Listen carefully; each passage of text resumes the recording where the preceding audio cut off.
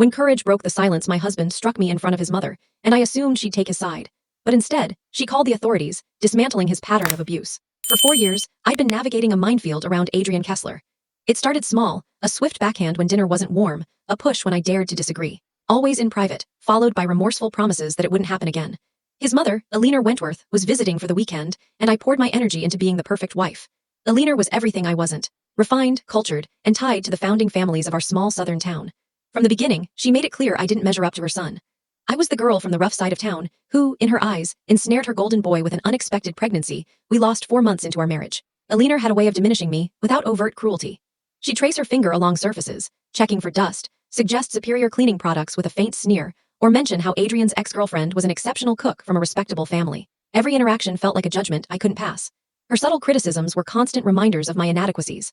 I spent the weekend preparing her favorite meals: cucumber sandwiches with crusts trimmed, Earl Grey tea brewed to perfection, and a beef Wellington that demanded 6 hours of meticulous effort. I cleaned the house twice, vacuuming already spotless carpets and polishing gleaming silver.